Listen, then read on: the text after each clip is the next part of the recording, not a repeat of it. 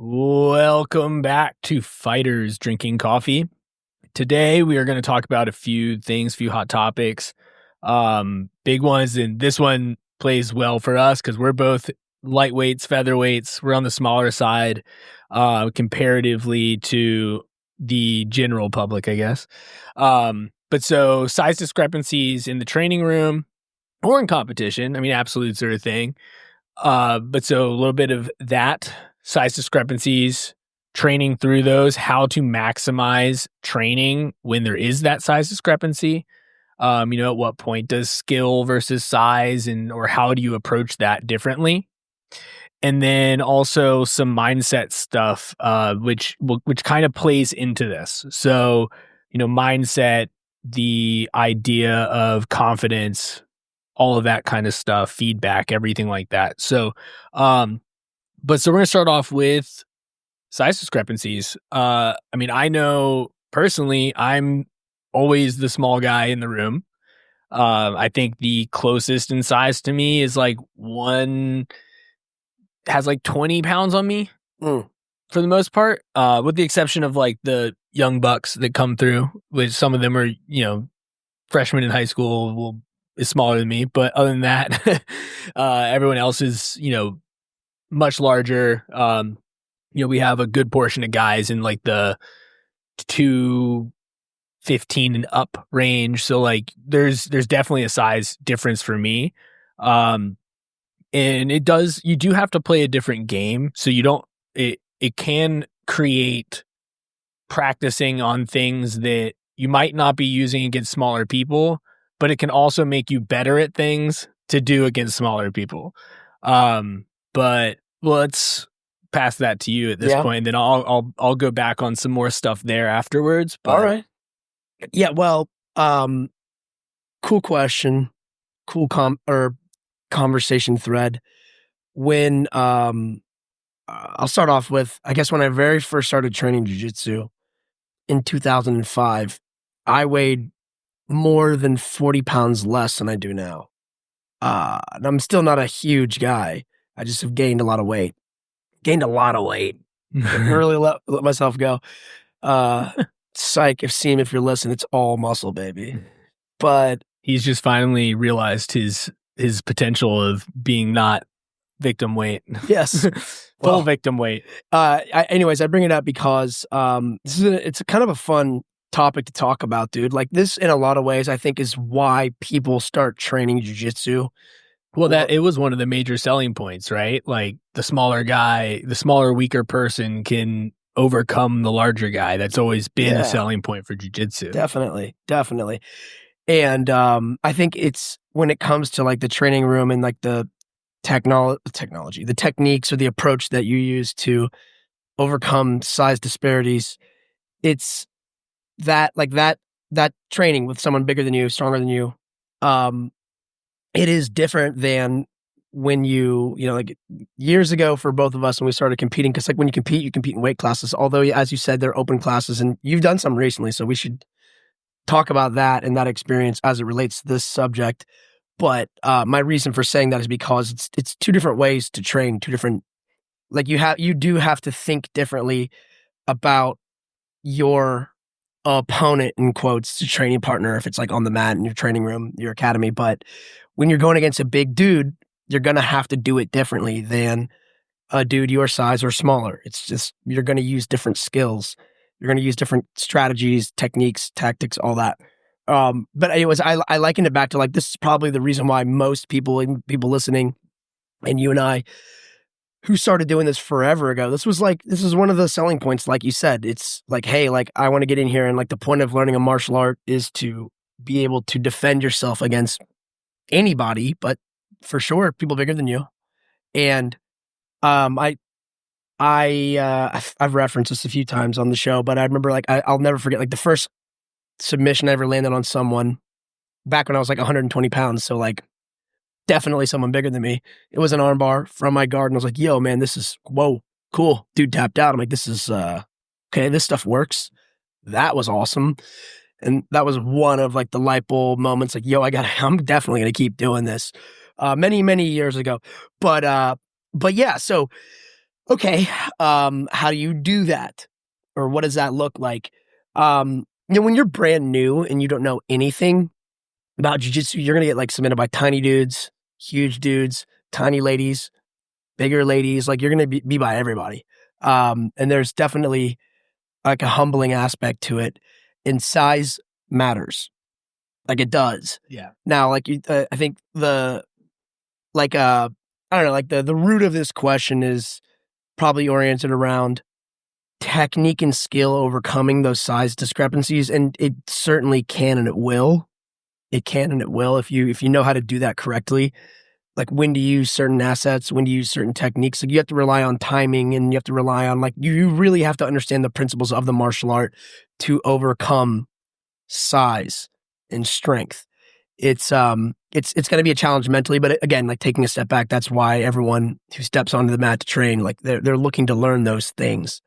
Um, I mean, I can get pretty nitty gritty with this, dude. I don't know if I'm getting ahead of myself here on that, but I think like just like since we're talking about it, since I'm kind of rattling off my thoughts on it, what like for me when I talk to when I either like if I'm doing this myself, like I'll have when I'm on the mat throughout the week or throughout the month, and a lot of my training is oriented around preparing for tournaments, like that style of training, like I mentioned a minute ago, where you have weight class specific objectives. So there is a fair amount of my training that's oriented around dudes in my size range, plus or minus 10 to 15 pounds, we'll say somewhere in that range, to keep it like relevant to people with mobility, athleticism, strength, size, like that replicates who I'm going to be competing against. Because like if I have a goal coming up, like that, it still makes sense to do that most of the time. But every once in a while, you got to ride the bull, dude. You got to go against the new dude in the room who's a big maniac, or you got to go with someone else of a different size, and that's super valuable because again, that's why we all came here. So I like from time to time doing that and saying like, all right, like let's get back in this. Let's fight the big dudes. Let's remind ourselves that we can do that. I think, like simply put, when you're going against someone bigger than you, we in jujitsu specifically, this is true for a lot of like grappling arts, but we talked about these concepts that like once upon a time I didn't really know what they meant, even if I was implementing them. But like things like leverage, the word leverage, Yeah. like finding and positioning yourself in a way that you can move a bigger dude around. Like it can be done. It just has to be done with crisp timing, with precision, and like with a very tactical approach. Like you can move someone around, but really what I would argue is the game when you're a little dude versus a big dude is not moving them as much. I like my attitude towards a lot of things in jiu-jitsu, and I tell this to my students all the time, is like get the other person to move for you so you can move around them. Yeah, I mean when I'm rolling with big dudes, well, I'm gonna preface this with the guys that are significantly larger. So I'm talking beyond the 20 to 30 pound mark. 200 right? pound plus guys. Yeah, right. We're talking, once you get over like 180, once you're getting into 200, you're clearing 200. Like that's really where the game changes for me. Because that's where the physical like size really changes, where you start to get really tall dudes that are also really big versus like either guys who are just tall or guys that are just big, right? Like, so I think that's usually where that size changes. As we call them, the thick boy club at our gym. But so that's where I start to see like the major difference in that's where I start to change how I roll. Where instead of looking for, all right, I need to pin and overpower, it becomes more of a space game and looking for like those little bits, those little gaps of daylight, right? Rather than, oh, well, I'm going to create this space and take it away. I'm going to look for the space that they're leaving me versus trying to make space. Like, right? Does that? It makes sense. So like, it's like what you're talking about, having them move for me. But then when they leave that little bit of air, I'm going to take it. I'm going to like get out of that spot. Cause once I'm on top, like I can play the float game. I can start to surf, and like you can get, if you have really good hip mobility and you're good at floating, it works really well on big dudes because you start to get into that like well, I can just move my hips quicker in space and I don't need as much room to move. So I can take the little bits of room that person needs more. Their circle's bigger, right? Like you start to lose that. I always talk about that with guard passing. Like the person on the outside has to move further than the person on the inside. But once you get a big enough size discrepancy, well, I actually don't have to move as far as they do because I have less to move. So, so like that's kind of where I find the difference starts to occur because their movement opens up more room for me and I can do those little inch movements to take away the space like you're talking about. Well, and like I like the surfing concept too, because what I like about that, and this is another thing where it's like if you're gonna like try to like analyze and game plan out how do I compete against a bigger person, I think number one, like can you make them tired? Mhm. Try to get them moving around, make them tired. So it's like if you're looking at their assets like a video game, like I always with my guys I always tell them it's like everyone has like a health meter like you're playing Street Fighter, Mortal Kombat or whatever. And that health meter is comprised of all the various skills they have and assets they have, size, strength, power, technique, all that. Um, and if you can start to bring that health meter down, you can level the playing field a little bit. And so what you're describing, another like tactic for like going against big dudes, the surfing thing works really well, I think, because like part of like if you're surfing around on a big guy, like they're on their back, trying to move, you're passing their guard or whatever, you're navigating from like a top position, they want to move you around. That's sort of like the temptation for the big dude is like they think they can literally kind of toss you around spin you around like a piece of pizza. But if you're surfing with it, like you're just creating work for them that doesn't necessarily produce value from their position. Cause like you're kind of allowing yourself to move and you're just getting to do like little leg presses or hip extensions and mini little bench presses. And every time they do that, it takes that health meter down a little bit. And down a little bit, and down a little bit. Then you can start to see them getting frustrated. That's how you know it's working. right, Too. right. And then that's where like smaller people, like if these are generalities, but if you're smaller, are you faster? Is your timing better? Because like I said, generalities, these are usual like skill assets that like if you want to just put on paper, like very, like I said, very, very much assumptions, but it's sort of like your safe assumptions of the bigger guy is probably stronger, but maybe not as fast. Smaller guy, not as strong, but a little bit faster. And hopefully a little bit better skills wise, like accurate, good timing, all of that. But you're going to have to create situations where these guys are moving around. They're being big. They're being strong. They're kind of flopping around and you have to outmaneuver them. And then to your point earlier, it's like you use the space concept, which is when space expands and contracts and you see an opening, this is like, there's a sense of urgency for the little guy. It's like, you see the opportunity, you got to take it.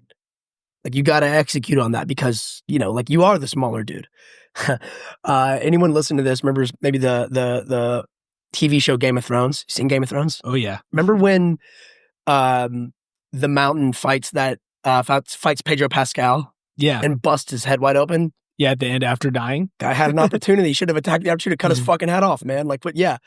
No, well, not after dying. Well, wasn't it no, it was right before he died. Before Zombie. Yeah, right before he Zombie dies. Mountain. Yeah. But He also dies. hey in man, that look, comic. guy had an Yes. opportunity and started fucking off, and then got his head bust open like a pumpkin or whatever, like a melon. Should have just fucking taken the kill. Like if you have the opportunity when you see it, you got to execute on it. Which is true for like all styles of training against all competitors, but it's going to be very noticeable when, like, I mean, ask yourself this: like we do all this maneuvering and all this movement, like you described, surfing, whatever it is. To create opportunities. This is another true thing for whatever your opponent's body type is. But I just find that it's most noticeable against big dudes because, like, ask yourself this: like, don't you want to get to a dominant position to submit them? However many opportunities, like you're kind of gambling on. Well, if you fuck off, if you stall out like the dude who got beat by the mountain, like you're being a little arrogant with your opportunities. And you're assuming that your opportunities are bigger than they are. So don't do that. Like assume that you don't have that many opportunities. And so when you create one, you got to execute on it. You got to get to that top position because you don't want the mountain to squeeze your eyeballs. You want to, you want to be around your opponent. And then once you get there, you need to maintain that. So there is this like burden for, this is true for everybody, big, small, whatever. Like everyone's trying to improve their skills. But like if you're looking at, if you're maybe a blue belt going against a white belt big dude, like there's like that size, like I said earlier, size matters. Like that size is going to probably level the playing field in terms of like the raw abilities when that match takes place. So blue belt's going to have to leverage and execute superior technique and awareness and intelligence for what's taking place, because the playing field will be leveled. Like it's like you may be like 130-pound black belt, but like you get a 200-pound good blue belt, it could be an even matchup. Well, yeah, especially like all it takes is that one little hiccup and then they're on top of you and you can't get them off, right? Like that's what we're describing. Yeah. Well, it's like, I mean, this has happened to me lots of times against guys who like on paper, quote unquote, aren't as good as me. The rank isn't as high as me. I like using wrestlers as a good example because they're just so like tough positionally to beat. And I do want to talk in a minute about like stylistic ways to attack big people, because there are ways stylistically that really exploit these size discrepancies. But my favorite example is like with the wrestlers we have at DMA or wherever, but just my anecdotes are going to be like DMA related since that's the vast majority of my training. But I'll ask you this question too. Have you ever like tried to take a really good wrestler's back and like you almost have it, but the hooks aren't in, like their back's exposed, but they just kind of like, you go into X and they just kind of roll you off of them. Happens all the time. And this is just an example of like you were so close to having that good position, then bang, you're not there. You flop over, you fall over, you're on your back, and you're like, fuck, man. Like you got to be resilient a little bit too in those situations and not get demoralized. You're like, I almost had this really good thing and just kind of give up. Mindset stuff we can get to in a second too. You got to run that back. You got to be like tenacious to say, I'll do it again until I get it right. But that's just an example of like a poorly executed opportunity where you're like, dude, I'm about to get this good. You have to execute. You have got to hit those positions. That's another mindset. Like I said, a lot of that stuff actually kind of translates over to the next subject we'll get to whenever we want. Still a lot of meat on the bones here, but you have to close these loops off. It's just like you have to respect and appreciate the openings you have for offense, and because of the size discrepancy, like it's going to be tougher to pull stuff off on big, and and when they're big and athletic, that's going to be a handful and pretty and skilled as well, because these guys are not like unless they're like brand new trial class guys with zero experience. Like these dudes, like if someone on the mat, one of your 200+ guys, like you have a guy who won world, was it Pans? Well, not Pans. He won Worlds. He just won Masters Worlds. He's ultra heavy. Yeah, he's double gold for Masters. Hey, Worlds. Shout out to it's John, right? Big John. Shout out to Big Ass John, dude. Big Ass John's good, and he's big. Yeah. He's ultra big, literally ultra heavy. He knows shit too, is what I'm saying. So it's like you have to consider all of these things and say, hey, I've got this opportunity to take this guy's back. I got to get the job done. Yeah, you better take it and take it right. You and better get it and get there. Yeah, lock that in have secure the position correctly. That's right. Yeah. That's right. Me and Countdown talked about this morning in training where we were doing a positional and I almost had his back and I already had like a rear naked choke in, but I didn't have his back and I didn't have just the right position. And like Countdown's a little bit bigger than me. He's not like crazy bigger than me, but he's a little bit bigger than me. And he's also good. So it's maybe an example of, and then we talked afterwards about how he was like, man, I felt a lot of pressure on that choke, but I just didn't want to tap. I'm like, you shouldn't. He didn't tap, and two, I was like, dude, don't tap. Like that was good. Like I wasn't where I needed to be to seal the deal on this move. The choke wasn't real yet. That's right. Yeah, it was like it felt like it was almost real. In my head, I knew I was like, dude, I need to maneuver a little bit more. I'm not there, but I have a really good grip. And the issue for me in this situation, maybe there's something people can listen to here, was that I had such a good, clean entry for the choke, but that's only part of the equation. That choke isn't complete if I can't positionally set myself up to execute it. Yep, there were maybe some small things in that very specific configuration where I wasn't quite chest to back on him to really seal the deal on like just a old school by the book rear naked choke. So I was a little bit off. Had I maybe altered the way I approached my grip, maybe there was an opportunity for me to do it even with that slight imbalance on position. But point being here, I was off, didn't have the position. Next thing you know, I'm not getting the choke. He's getting out of he's escaping that into another, like the game's still going, timer goes off, high five knuckles, we debrief a little bit, we go into the next drill. But it's an example of that where it's like, yo, man, like I almost had what I needed, but just wasn't quite there. I still had some work to do. And credit to him for just not letting me do it. So that's why afterwards, like he's hard on himself and he's always asking good questions because he just wants to get better. So he's over here like thinking he lost. I'm like, dude, I kind of think you won that. In my opinion, man. Like, I mean, I'm over here like looking at the finish line. I just can't quite reach it. Stop me.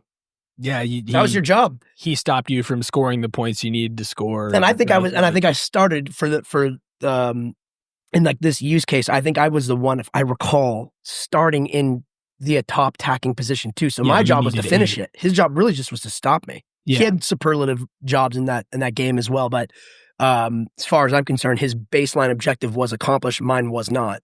Yeah, in the context of that game, you needed 8 points to win. That's right. We did assign like he had a job too, but at the same time, like theoretically speak, like in a real world, like if you put that real world, if the other person needs 8 points to beat you, you're winning. He won. That's what I'm saying. Yeah, that's what I'm saying. So exactly, that's why. So he was like, again, just like wanted to build the context for the people who weren't there. Good context. Yeah, that's the point. So even if I'm in air quotes, like I'm in the winning position, which I was, I didn't finish it. So yeah, it's just a good example of like, hey, you're almost there. You have got to execute these little fine details. You just got to hold yourself accountable to it. And credit to the other people who like acknowledge their skills, their size, their whatever. Like, got to overcome that. Yeah, and because that could be a good segue into the next thing. But before we do that, I have just a little bit more I want to say about this too, for people listening. Before we cross over into like that mindset portion of it and like the mentality of BJJ. But so I've recently did a lot of I guess I've done a decent portion of absolutes. Mm-hmm. I competed in them last year. I competed in 2 just a couple of months ago. Probably gonna do some more at Pans. Awesome. Because I guess I just can't get enough. I got Napoleon syndrome, I guess. I like it. But so there's a goat. There's definitely a turning point, right? Like, and you can feel it too when you're as good, or you can feel that your skill level was higher, but that or the same, whatever. But that like you just could not overcome that. Like that size disparity was enough, right? Like yeah. So like I was going against a guy at in the absolutes for the Virginia Open. This was in the semifinals. And there was definitely that like, all right, I don't think this guy's jujitsu is better, but I mean, there's only when you got a guy's leg up and, sometimes they grab something, they can generate so much more momentum into it so he basically ended up just like rolling me through. They can put so much more momentum, but you're like, I think I was really winning those wrestling exchanges, but, obviously he just bigger dude, so like there's definitely, and my coach, Professor Jason, afterwards was like, he's like, that guy was not better than you. Like it was one of those things where just size was relevant, was the factor. So like it definitely makes a difference. Like obviously jiu-jitsu can be an equalizer if that other person does not know jiu-jitsu, right? Like, and obviously there's space in between that. Like, yeah, I can the big 220 white belt who doesn't have any other grappling experience, even at my big 155, I can still take it to them. I can apply. I know how to apply top pressure, stuff like that. But there is a difference. Like when I roll with John, like I think it was Thursday, I was rolling with him. I mean, dude threw me 3 feet, like literally threw me 3 feet across the mat when we were doing like positional sparring. So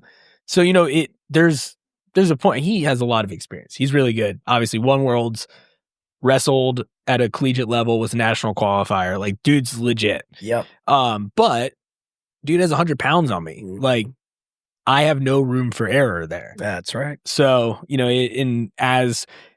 so I guess where this is taking me is, what do you think that like grading curve is?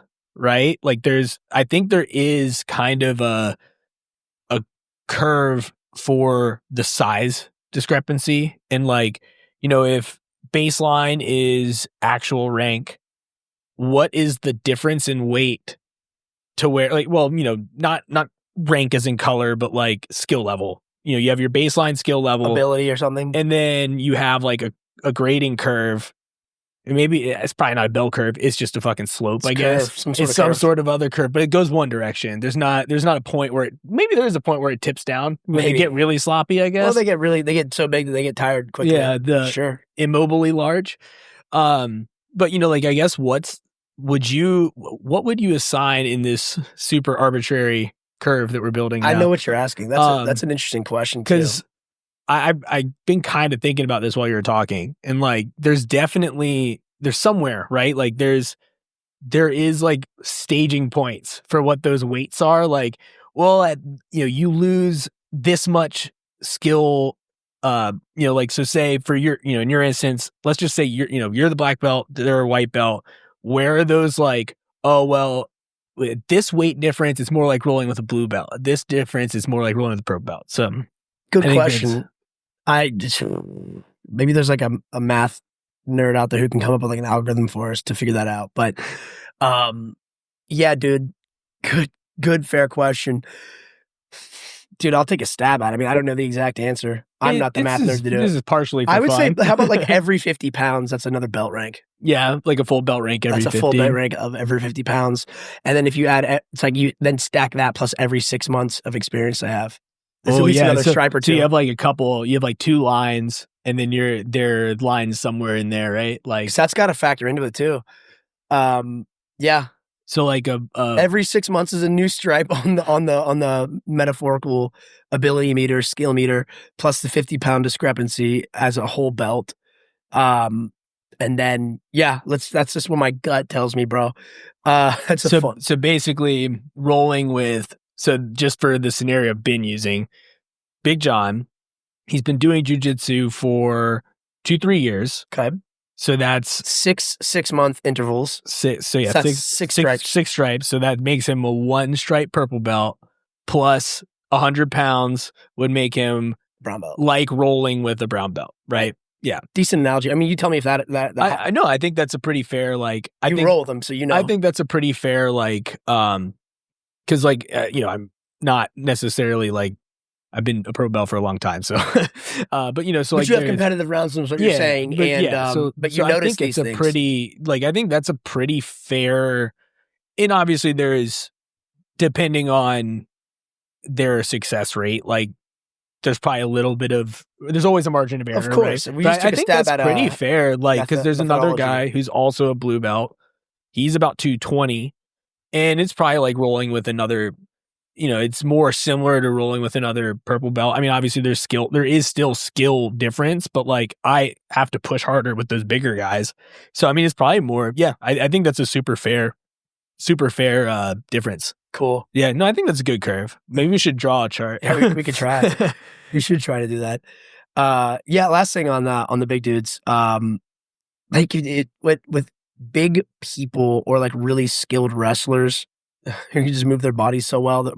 When the body is difficult to control, I like going after appendages, not arms usually, because arms, there's a lot of strength in arms. There's a lot of strength in legs too, but I like going down and grabbing their ankles and grabbing their necks. Ankles and necks for sure. Ankles and necks. Just go to the bookends, because it is certain point, like the end extremities where they're like, those are like your targets with the fewest like attached, what would you say? They're the most vulnerable targets. The further you get away from the bigger muscles. From the core. That's right. That's basically it. It is that. I mean, the legs, the feet are attached to big muscles, but like the feet are at the bottom, hinging above the calf, hinging up to the quad and hamstring. They're the most disconnected from the large leg muscles. Correct. So that kind of goes into like the game planning thing where it's like, Mountain versus other guy, dude. Like he had like some sort of venom on his sword or whatever. Like should have just stuck to that and kept his distance. I'm not trying to get in. I like the hand grip. Hand grip can be good. Where you actually grab the hand and like do like the hand, like anything where you don't have to commit both hands to the grip seems to work pretty well. I'm with it. I like those types of moves for buying opportunities to get to the next thing with big dudes. I avoid like getting in arm wrestling matches with big guys. Yeah. Even though like all of us, like, it's not like we have no strength. Like it's sort of like we have to know when to apply the strength against the bigger dude. It's sort of like the idea is basically it's like you fight them where they're weak, not where they're strong, and like they're fucking strong with their arms. Hand, yes, I can use that. I'll use it, try to immobilize that big ass strong arm, then move around it as soon as I can, and then get to like the neck, get to the ankle, and twist that shit or squeeze that shit if it's their head. And then that's where I'll be strong as fuck. I'll devote all my shit. If you're dividing and conquering up their body into little subunits, like you have to concentrate all your force on whatever your target is, and that's another, I guess, carbon copy of that idea where I was saying it's like if you have an opportunity, you got to go all in on it. You can't half-ass it, and then pray that it works, or you're getting smushed. So. Yeah, hopefully they you do have to commit full ass to whatever you're going to do to them for sure. Yeah, it's just like again, you respect those 50-pound and every 6 month skill ability whatever rankings, metaphorical rankings. Yeah, remember that the color around your waist does not matter when there's that many pounds between. Yeah, I mean it doesn't matter. Well, it doesn't. Yeah, that's just to an extent. It's like it's an accreditation to you individually for the work you've done. But it's like when people other people are trying to do that work too. So it is not the blue belts, the purple belts, the brown belts, and other black belts. They're coming after you. Yeah, it's also just a target. Yeah, exactly. It's like nice. Like I'll go submit a black belt. I'm gonna fucking go beast mode on this guy. Like gives people like an ego boost. They want that. Yeah, no, for sure. Speaking of ego boosts and all that, so I'm ready for it. Another part, like in this, actually, it does tie into the these, training with bigger people, and there is an aspect of that self-belief, that inner monologue, the confidence that you have in yourself and your abilities, and like you kind of have to have that to when you go in, and a little bit of like self-awareness, right? Like knowing that round with that person isn't the be all end all. You have to know that, hey, I'm still good at this. Even when you go against these bigger guys and you lose, you also have to have the confidence to roll with those bigger guys, and you kind of have to believe that you have a chance, right? Because you do. Everyone does. But if you don't believe you have a chance against those bigger guys, you're definitely not going to have a chance against those bigger guys. But it also goes beyond the training room. It goes into competition. It goes into all of that. And like the concept of confidence, the concept of the self-awareness and belief in oneself is probably one of the more important like traits of yourself, your mentality when it comes to jiu-jitsu, especially competition. And we were just sitting here looking at my PANS bracket, right? And it'll still be relevant when this comes out. Yeah. But so, we're looking at it. We have to be like, all right, well, like, all right, this guy's done this. This guy, I've competed against him before.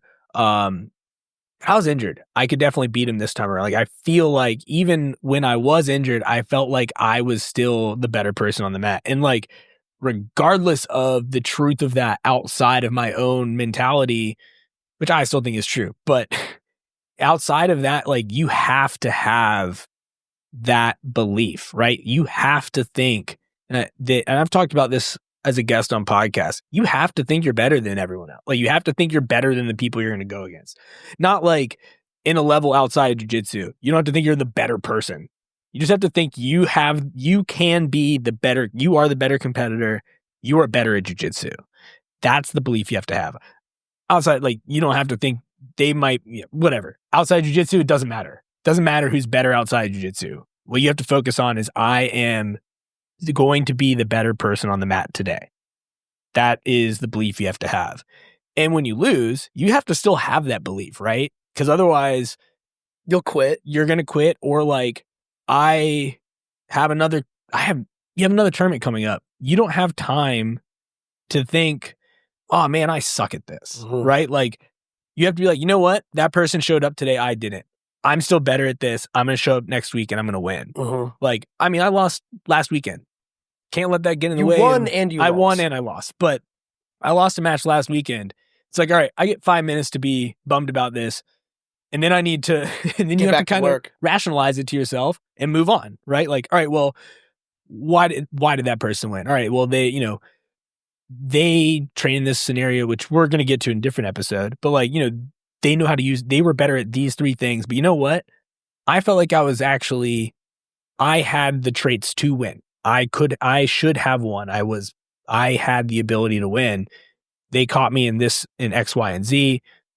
We need to move on. We have other things to focus on. Right. And like, you still, you can't lose that self-belief because otherwise you're going to lose again. Like, that's just how the more down on yourself you get, the more you're going to stay down on yourself. You're going to go out there. You're going to be scared. You're going to compete scared. And that's how you lose. So, but yeah, I mean, so, let's get some of your thoughts on that. No, I thought you said it pretty well. I think a dedicated competitor who's serious about doing that for not just 1 or 2 times, but for maybe months, years, or for, whatever, like who's going to be on that road for quite a bit, has to have what you described. And I think that also speaks to an individual's ambition and, like you said, belief that whatever tournament you're in, whatever micro goal, whatever mini goal you have on the road towards a bigger goal, keeping that vision of like the big picture of where you're going and knowing that like you're like, I'm capable of doing whatever my main objective is, and this is a stepping stone towards that. I think that hierarchy of goals and vision and ambition was the word that came to mind when I was, starting to talk about this after listening to you speak. I think it helps you separate from the outcomes, and like you said, you gave yourself, and that, by the way, that's a skill. That's like a learned, it's a mental fortitude skill that comes from being in the trenches for a long time, which is the ability to take a loss, give yourself that time to be like, all right, you don't have to like it. You shouldn't like it, but give yourself that fixed period of time to be like, all right, fuck, goddamn. And then, all right, get over it and figure out what was it about that scenario? What was it about that? What was the poor execution? What was the mistake? What were the things that you did well as well that kind of boost your confidence in knowing that you're like, I will find a solution to this. I will work on it. It's kind of like I think overall on the subject of confidence, I think you have to earn the right to be confident via hard work and authentic, like asking really true questions. I think we've talked about this before too. It's when we talk about it when students come and ask us questions where it's like, you're asking a thoughtful question about how I'm going to take this circumstance, win or loss, and knowing that I'm going to go back to work where I work harder than everyone else, and I'm going to work with my teammates, my coaches. I might even seek out other opinions to find a solution to something that like I didn't have the answer in that moment.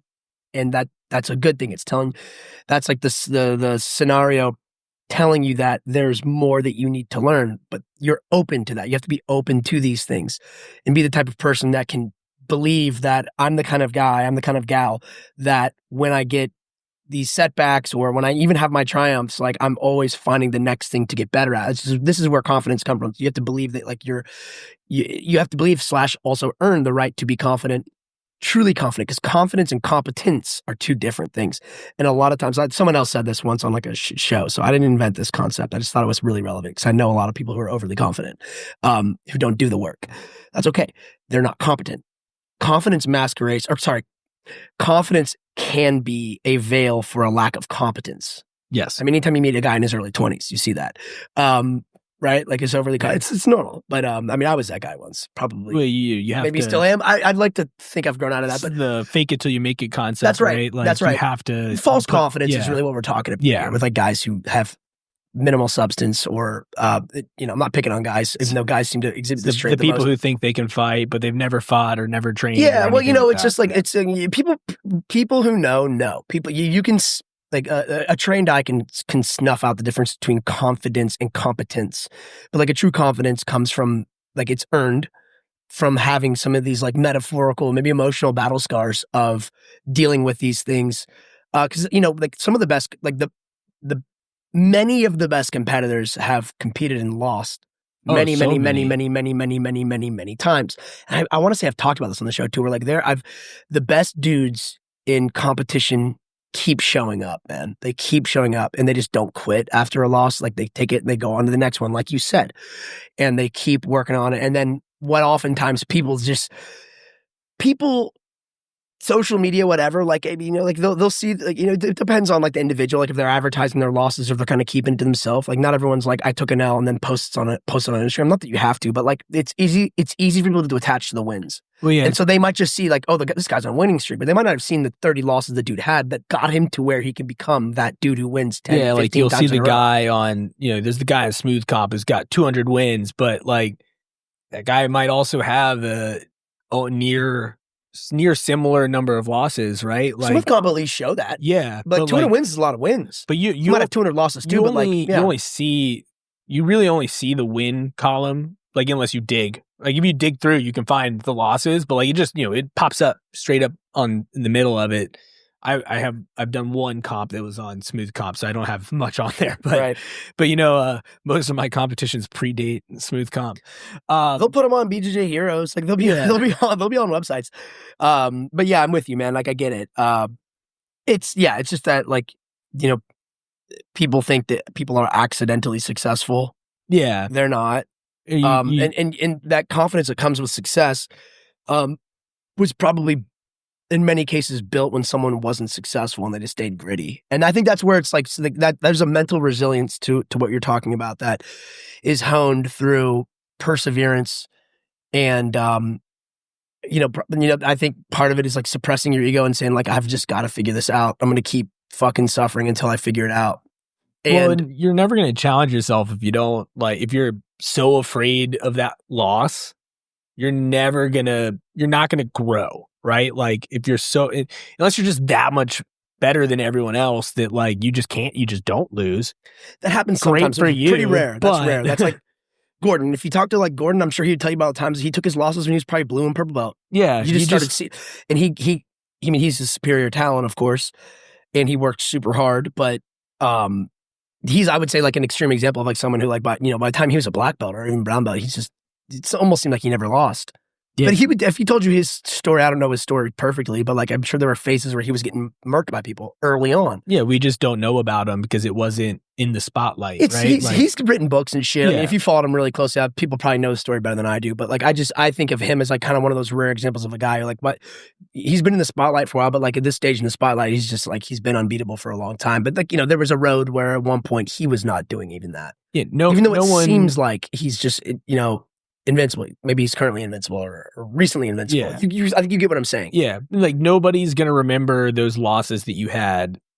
Eventually you hit the accolades you want to hit, and that's what people remember. You could lose every single one up to whatever title you go for, and then win that title, and that's what people remember. They won't care. They don't know necessarily unless they're really like digging deep into you. But like there was this was like a perfect kind of combination of the two things we talked about, dude. There was like an old YouTube clip somewhere. You could probably find that on YouTube if people are listening to this and they're like, what the hell is he talking about? There was an old like montage clip of like one of the Meows was like Paulo or Joao Meow versus Keenan. Mm-hmm. Keenan's a big dude, like 215, 220. And the Meows are like our size, maybe even lighter than us. So like 148, I think was where they competed, at least at the time. And like there was like this montage of one of the Meows, I forgot which one, competing against Keenan as like purple, brown, and also black belts, like years and years and years in a row, and just getting beat. Like edged out barely, or like sometimes getting beat dominantly. Just like they took like 9, 10 losses in a row. Then like finally one of them gets like meets him in an open class, beats him, and then it's like that's the story. Lost 10 times, and then finally, the 11th time or something, got the win over the big dude who's a beast, Keenan Cornelius. Keenan Cornelius is extremely successful competitor too. So like for them, it was sort of like a triumph. It's an example of what we talked about, of these guys being like, all right, I got beat. Fuck, I got beat again. Damn it. Like I got beat, but kept going back, kept on seeing this dude. They kept trying. And then like eventually they got it. And it's like, wow, cool story. Clap, clap, clap. And it also happens to be a little dude versus a big dude. Which everyone also loves when the little dude wins. Yeah. No, I think people like that. People like the David versus Goliath story. It's a good story. It's a cool story because it's a cool story because that's not always what happens 99% of the time, or 90% of the time Goliath beats David. It just people like the triumph storyline. Yeah, like they like people overcoming odds versus like, oh well, like obviously that big dude's gonna win. He's bigger, right? Like that is the narrative that people already expect. So when that smaller guy wins, it's impressive. Overcomes, they're like, oh man, that guy's good. Like that's so cool, right? I think it was ADCC 2 years ago. or something, and one of the Rutolos fought the open class against Felipe Pena. And I think Felipe won like a split judge's decision. I think it was Ty.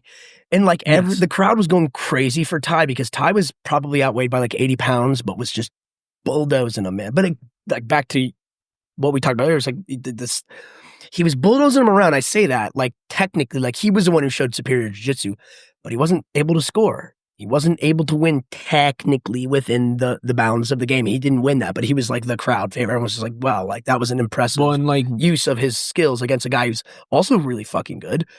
And it just showed that. But, again, still a game. Got to figure out how to win it.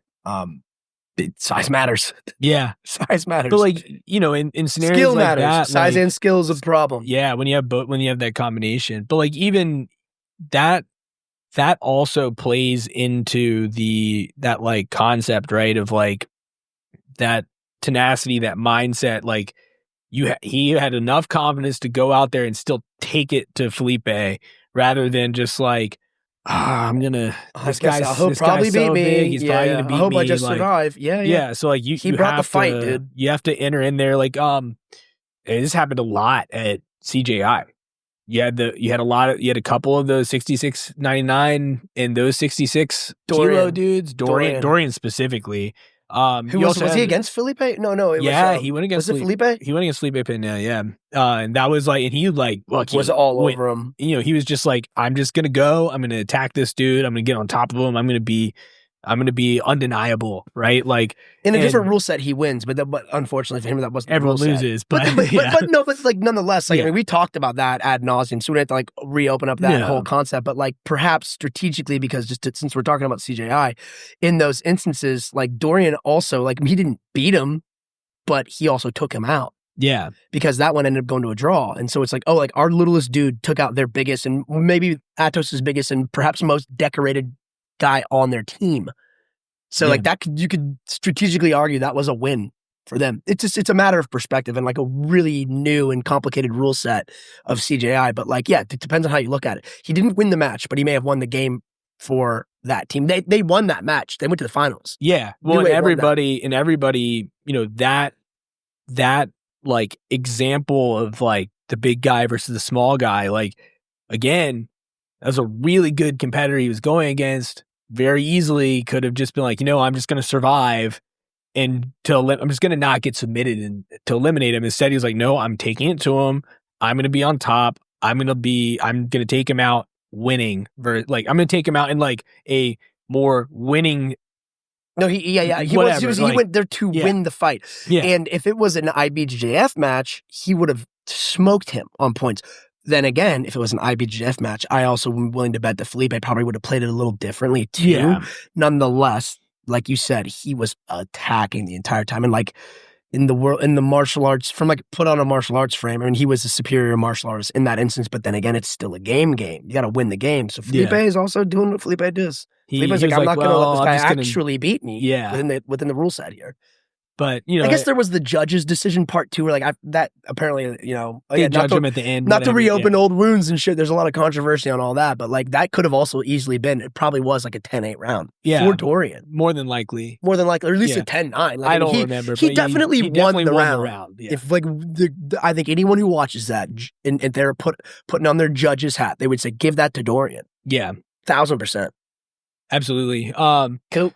But yeah, I mean that's definitely, and so you have to come out there, you have to be confident in yourself, you have to believe in yourself. You can't just like be like, you know what? I'm going to lose, or I'm okay losing this one. Like, no, that's not how this works. It's not the job. Exactly. That's not your job. Like win or lose, you will gain something from this.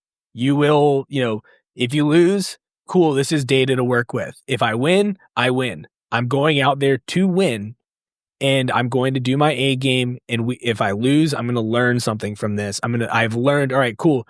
Here's the things I'm going to work on. Back to the lab, work on that. We're going to do that better next time. Moving on, right? Like that's it. I always tell my students, I'm like, it's the other dude's job to beat you, not you to allow him to beat you. Yeah. It's sort of like you shouldn't acquiesce to defeat on their behalf. Like let them earn it. And if they earn it, credit to them. But like, don't let someone else. Don't give them the win. Like, make them earn the win. And as you said, it's like you go out there and you do your job. That's the job. The other person, by the way, doesn't want that either. Yeah. They don't want you to just fucking give up. They Yeah, also like they want to win a real win. Yeah. So it's like it's not really doing anyone favors. You're kind of like you're fucking two people over when you do that. Yeah. Yourself and the other guy. And just kind of like one thing that that recently, somewhat recently that I heard. So this is something. So I heard this on the Jiu-Jitsu podcast. It was Nick Alban Chewy talking about Brandon Reed, and something that Brandon Reed always says like his mantra prior to matches that he kind of repeats to himself is that he is more than that match. And like after hearing that, like that kind of like resonated with me, because it's the idea that like that match doesn't matter in the grand scheme. You're the only person that cares whether you win or lose, right? Like nobody cares except for you. No one cares as much as you do, right? Like so it takes a little bit of, it's very easy to put that pressure on yourself that like, oh man, like, so everyone's gonna be so bummed. They're gonna, if I lose, like whatever. No, nobody cares, guys. Like you care the most about the outcome of that fight. No one's gonna think less of you if you lose. They might think more of you if you win, but like if you lose, nobody cares. Everybody has lost. They've also seen everything you've done. Your training partners, they've seen how hard you work to get there. They know what you put into it. They know what you are capable of. So even if you lose, they're still like, you know what, dude, like you lost, but you're still great at this. Like you're still really good at this. You whoop up on us every day. Like, so don't let those losses define you. You can totally define yourself by your wins, but like, maybe not too much. But like, do not let those losses define you. You should be defining yourself based on what you do leading up to that competition. And I think that helps with the confidence building too. Knowing what you've done on the way there versus the outcomes. Hear. So I don't know if you have any other last adds to that, but I think you said it well, bro. Sweet, man. But so yeah, there's a little bit of David Goliath stuff, some ideas, our take on mentality behind jiu-jitsu, kind of confidence, the how to approach the bigger guy in the gym, how to get the most out of that training, how to adapt to that, as well as a little bit of grading on the curve. So that when you go into roll and you're like looking at the guy, it'll also help you with your confidence, right? You can be like, all right, well, rolling with this guy, he weighs this much, I weigh this much. You can kind of give yourself an expectation of what you need to do, because if you are the theoretically more skilled guy, it will also give you a better idea of how to approach that person, rather than like, oh, well, this guy's just a white belt. Well, that white belt outweighs you by 100 pounds. Let's approach him as a purple belt in this case. Like, give him a little bit more, because that person's bigger than you. They have an advantage over you in one way or another. So, just some stuff for thought. Hopefully helps you guys out. As always, this was Fighters Drinking Coffee. Give us a follow. You can get us on Instagram. You got Fighters Drinking Coffee. That is for the podcast. You can get Scott at Scott Dance BJJ on Instagram. Give him a follow too. And you can find me at Get Sudsy. Check us out. And then also, guys, please go on there, review the show. Hit subscribe too. Let's, go ahead and populate that library for yourself so it's easy to get us every week. But definitely hit those reviews. That helps us in the algorithm, gets us in front of more people. That way it'll grow the community. And also it will, if you guys are enjoying this, it'll help other people that'll probably enjoy this too. So, do that for sure. And we will have the Discord in the show notes. Hit that up. We also have a few discount codes in there for you guys too. You can check out. We should have some cool stuff coming down the pipe with that. So yeah, guys. Awesome. Bye. Bye.